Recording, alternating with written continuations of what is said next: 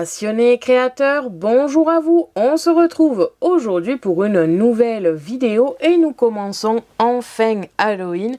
Je vais pouvoir vous présenter le projet qui était prévu la semaine dernière et où j'ai eu quelques petits soucis avec Canva Workspace. Depuis, j'ai retrouvé la version 2.3 que j'ai réinstallée et je me sens beaucoup plus à l'aise. C'est d'ailleurs pour ça qu'on a droit à cette création aujourd'hui. Comme vous pouvez sans doute le deviner, il s'agit d'une lanterne tout en papier évidemment. C'est pour cela que je vous conseille l'utilisation de bougies en plastique comme ici et non pas des vraies bougies parce que sinon ça risquerait de prendre feu tout simplement. C'est un projet que j'ai créé de toutes pièces, inspiré d'une vraie lanterne, même si évidemment je n'ai pas pu faire exactement pareil parce que travailler le papier, c'est pas comme travailler le fer et le verre, mais je suis très contente du résultat, je trouve que ça rend vraiment bien. C'est donc sur le même principe qu'un photophore avec du papier calque ici au niveau de la citrouille qui fera donc ressortir votre bougie. Aujourd'hui, je ne vais pas vous montrer comment réaliser cette création, tout simplement parce qu'il y a beaucoup de choses à prendre en compte, il y a beaucoup de mesures à savoir, beaucoup de mesures à comprendre et à faire. Et donc, à part vous faire exactement copier cette lanterne-là, sinon au niveau de la personnalisation, je ne suis pas sûre que ça vous aide, parce qu'il faut déjà avoir les bases pour construire ce genre de boîte ici. Cependant, si vous souhaitez que je vous apprenne à créer une lanterne de ce type-là avec Canva Workspace, n'hésitez pas à me le dire et dans ce cas-là, je ferai une vidéo plus tard sûrement sur ce sujet pour pouvoir vous montrer comment réaliser tout ceci. Mais sachez que pour réaliser une lanterne de ce type-là, il faut quand même sacrément s'y connaître et savoir faire des boîtes assez facilement, au moins de passer de ce qu'on dessine à la réalité au niveau des cercles et compagnie. Bref, on se retrouve de suite pour le matériel et le tutoriel.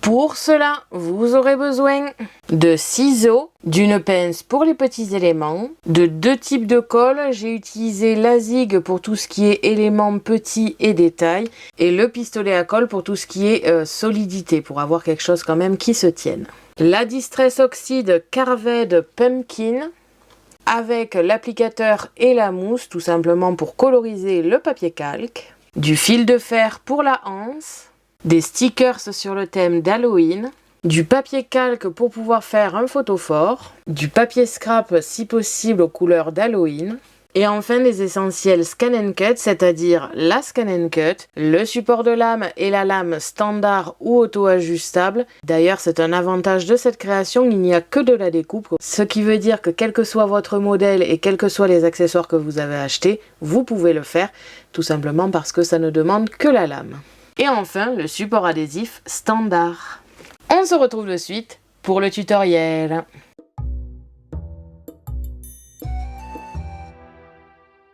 On se retrouve comme d'habitude sur Canva Workspace, le programme de la Scan & Cut, tout simplement pour analyser le fichier d'aujourd'hui. En principe, je vous fais un tutoriel de A à Z, même sur Canva Workspace, en accéléré. Aujourd'hui, ça ne sera pas le cas, tout simplement parce que c'est un projet qui est assez difficile à faire et je ne souhaite pas que vous soyez perdus parce que sans explication, vous n'allez pas savoir quel papier correspond à quoi et si vous souhaitez le personnaliser, ça va être très compliqué. Tout simplement parce que si vous faites exactement la même chose que moi avec les mesures et compagnie, autant prendre le fichier qui est disponible gratuitement en téléchargement sur mon blog. On a donc deux fichiers, ici c'est le lanterne numéro 2, mais on a aussi le lanterne numéro 1 où il y a plusieurs éléments dessus. Sur lanterne Halloween 1, il y a la structure ici de la partie bougie avec la partie photophore, avec ici donc la structure qui sera découpée dans un papier assez orangé si possible. Ici nous avons deux contours de citrouille qui sont à découper dans du papier calque que l'on va ou non colorer après, ça c'est vous qui voyez. Ensuite nous avons la partie visage qui est en double évidemment vu qu'il y a deux citrouilles, à découper dans du papier noir. On a ici la partie extérieure qui va un petit peu tenir la lanterne et surtout qui va vous permettre d'attacher la anse en fer. Et enfin la partie queue de citrouille qui sera à découper dans un papier vert et que l'on collera entre la structure ici et le papier calque. Sur Lanterne Halloween 2, il s'agit plutôt de la partie lanterne. Donc tout ce qui est violet sur ma création, c'est ce fichier-là tout simplement.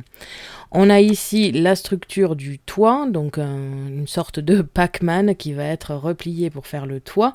On a une petite partie ici qui sera en haut, en dessous du toit, et qui représente un petit peu la partie échappement, qui ira ici avec ces deux cercles. On a la structure pour la bougie sur lequel il y aura la structure citrouille que l'on a vue sur le fichier numéro 1 qui ira ici avec ce cercle qui ira en dessous. Et enfin nous avons la structure de base, ce qui va être tout en dessous et qui va tenir tout le reste. C'est tout simplement le même style de fichier qu'ici avec que ce soit là ou là des petits trous qui vont vous permettre de passer les parties noires avec la anse. Et cette fois-ci, on a deux cercles associés de 7 cm pour le dessus et le dessous. Donc voilà, il y a pas mal de languettes, pas mal de pliage et de collage en prévision, mais comme vous allez le voir, c'est pas si compliqué à monter. Ça a été cependant beaucoup plus dur à imaginer et à construire sur Canva Workspace. On va donc dans Fichier, transférer le fichier en FCM via Internet pour ma part. Bien sûr, vous choisissez le moyen de transfert que vous désirez. On se retrouve de suite sur la Scan & Cut.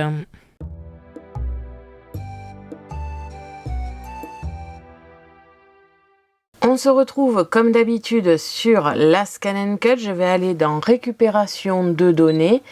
En principe, j'utilise via le Wi-Fi, mais comme j'ai déjà préparé le fichier et que je l'ai déjà testé pour voir si tout fonctionnait bien, je l'ai enregistré sur la machine directement. Après, bien sûr, vous choisissez le moyen de transfert que vous désirez. Je récupère ici mon premier modèle et je vais pouvoir commencer les découpes.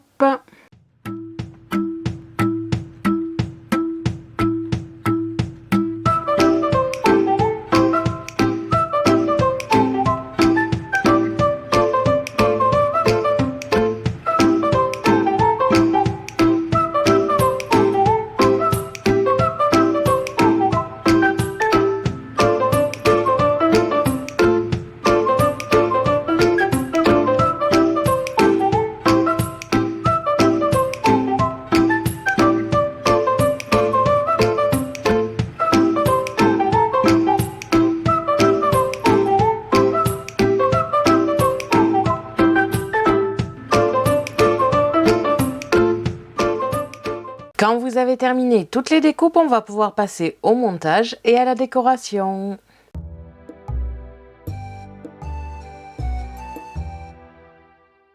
Vous devez donc obtenir tous ces éléments, c'est-à-dire ici la structure avec les citrouilles, c'est-à-dire la partie qui va accueillir la bougie et la partie photophore tout accroché. J'ai personnellement préféré le découper dans un papier orange uni. Je ne sais pas encore si je vais mettre un petit peu d'aérographe pour foncer un peu le orange, ça je n'en sais rien pour l'instant. On a ensuite ici les deux citrouilles en papier calque qui vont aller sur ces parties-là. Pour le coup, je sais ce que je vais faire dessus. Je vais déjà les colorer avec les mousses et applicateurs avec des encres Distress.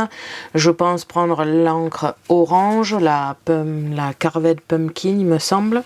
Toujours pour ces citrouilles, deux petites queues découpées dans du papier vert que je vais placer entre le calque et la structure. 4 triangles et 2 bouches qui vont me servir aux 2 citrouilles pour décorer et qui vont faire évidemment les petits visages des citrouilles. 2 petites accroches qui vont servir à accrocher le fil de fer et qui vont faire le contour des citrouilles finalement. Je les ai découpées dans un papier noir qui est un petit peu décoré à l'arrière tout simplement parce que ce sont des chutes que me ramène mon frère de son boulot d'imprimeur et donc forcément il y a des choses écrites derrière, mais personnellement c'est parce que c'est le papier noir que j'ai qui est le plus rigide, donc je préfère vous prévenir, essayez de faire ces petites attaches dans du papier assez rigide parce que sinon ça va avoir un effet un peu ça va un petit peu pendouiller finalement et ça va pas être très joli. Le papier orange ici aussi est assez rigide, pas aussi rigide que le papier noir, mais quand même plus rigide que du papier scrap d'Action.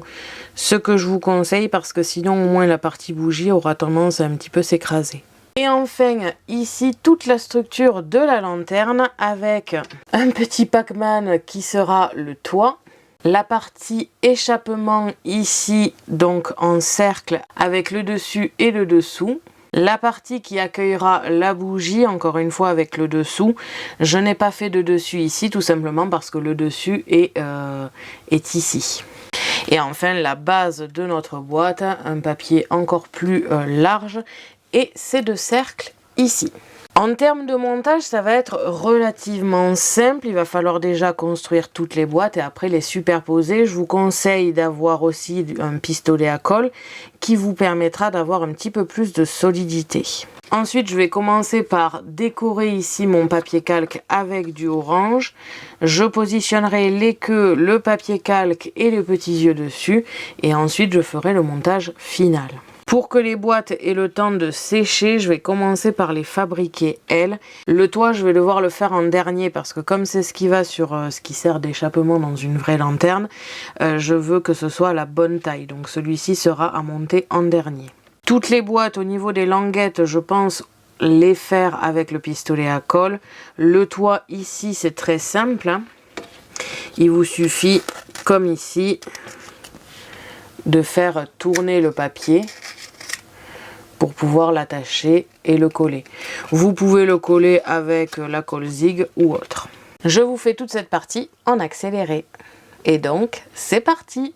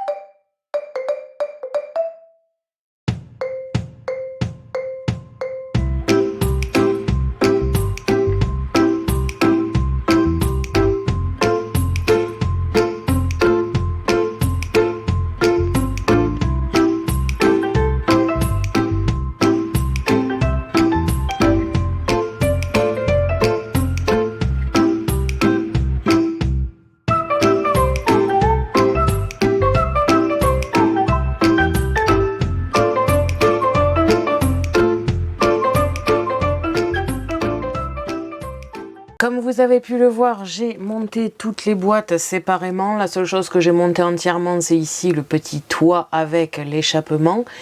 Il faut bien faire attention évidemment à ce que les fermetures soient toutes à l'arrière. Question que ça camoufle un petit peu quand vous la regardez de face. Au niveau du montage, il faudra aussi faire attention à ce que les trous que vous avez ici sur les côtés soient l'un en face de l'autre. Et ça va être un petit peu compliqué de bien viser étant donné qu'elles seront assez éloignées l'une de l'autre. Donc c'est deux choses à faire attention. Comme vous pouvez le voir, on a ici le support à bougie qui va aller en dessous ici de la partie citrouille et qui va contenir la bougie et on va les superposer au final comme ceci. Je vais maintenant prendre l'applicateur et la mousse avec la Distress Oxide Carvette Pumpkin et je vais venir faire un petit peu d'orangé sur le papier calque, question que ce soit pas entièrement blanc et pour qu'une fois positionné sur les citrouilles ici, ça fasse encore plus citrouille. Et donc c'est parti, je vais le faire en accéléré parce que une fois que j'aurai fini de les coloriser, je vais positionner ici les yeux et la bouche. Ensuite, entre la partie calque et la partie citrouille, je vais positionner la queue de la citrouille, question qu'elle se voit un petit peu et surtout que ça ne gêne pas ici au niveau de la boîte. Et donc c'est parti et ensuite il nous restera plus que le montage final et la décoration.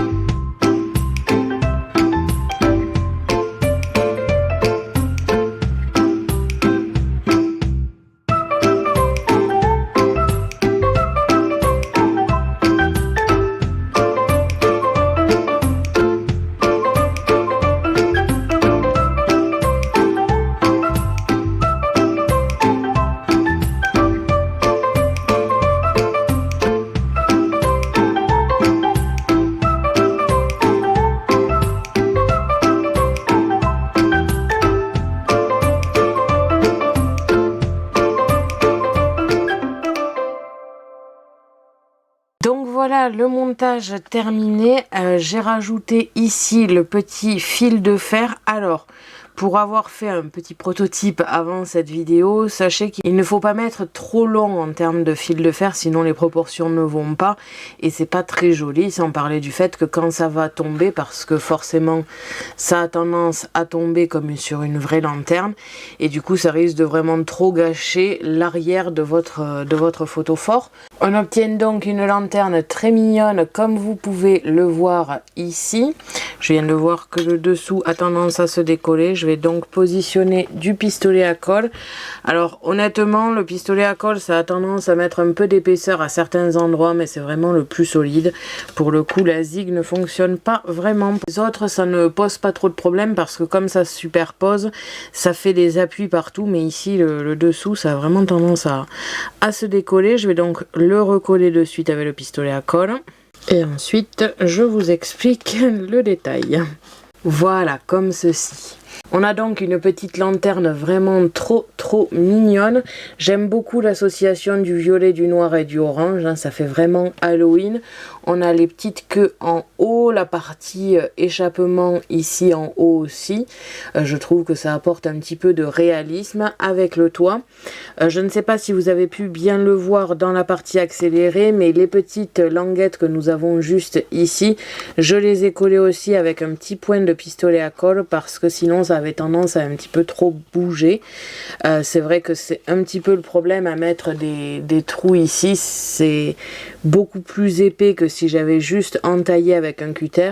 Le problème d'entailler avec un cutter, c'est que pour avoir une distance aussi parfaite, on va dire, que ce que j'ai fait avec Canva Workspace, il aurait fallu le faire une fois monté et appuyer avec un cutter sur le papier, ça aura tendance à l'abîmer. C'est ce que j'ai fait rapidement avec mon prototype, juste pour voir si le principe fonctionnait. C'est vrai que ça a tendance à vraiment beaucoup trop appuyer sur le support et donc à le froisser, c'est pas très joli. C'est pour ça que je suis partie sur ce principe d'ouverture déjà prévu sur Canva. C'est pour ça aussi que je vous conseille d'utiliser un pistolet à colle ou une colle quelconque pour faire un tout petit point. Ça n'a pas besoin d'être bien gros, c'est juste pour apporter un peu de solidité à ces parties-là. Et comme vous pouvez le voir, on a une lanterne trop mignonne, je trouve. Je suis plutôt fière de ce projet. C'est vrai que sur internet, je me suis inspirée d'une vraie lanterne faite en fer et en verre. Et c'est vrai que c'est pas forcément facile de l'adapter à du papier, mais je suis plutôt fière de ce modèle. J'ai pas vu ce type de création sur internet et je trouve ça hyper original, que ce soit pour les enfants, pour faire lanterne et qui se baladent dans la maison, ou bien pour mettre en tant que centre de table. Bien évidemment, il s'agit de papier, je ne vous conseille absolument pas de vraies bougies. J'ai personnellement acheté 4 bougies à Action qui sont toutes en plastique et qui ont en plus la tendance à scintiller un petit peu de la même manière qu'une bougie, donc ça apporte encore plus de réalisme, je trouve, à ce genre de lanterne et de projet. En termes de décoration, je ne vais pas mettre de strass. Je trouve que ça fait un petit peu trop bling bling pour ce thème-là. Je vais juste, je pense, rajouter une petite étiquette de ce lot d'étiquettes avec un happy Halloween quelque part, hein, que je vais positionner sur le devant ici de la lanterne. Vous n'êtes absolument pas obligé de faire ça. Vous pouvez le laisser au naturel si vos papiers sont bien décorés comme ici. Vous pouvez mettre des strass si vous voulez mettre des strass. Bref, au niveau de la décoration, c'est assez ouvert. Avant cela, je vais juste vous éteindre les lumières qu'il y a aux alentours, mettre la bougie pour vous montrer un petit peu le résultat que je trouve personnellement très satisfaisant. Comme ceci, alors c'est vrai que ça rend pas forcément bien à l'écran pour le coup. J'ai essayé de vous garder vraiment une petite lumière parce qu'avec 0 lumière ça ne se voit pas du tout.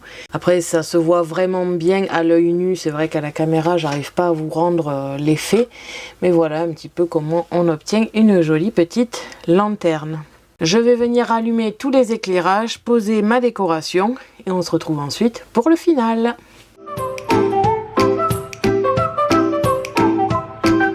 Donc voilà, une fois la création terminée, comme vous avez pu le voir dans l'accéléré, j'ai rajouté ici le sticker Trick or Treat, tout simplement des bonbons ou un sort il me semble. Ici un tout petit stickers Halloween, pas trop voyant tout simplement. Et j'ai terminé ici ma création.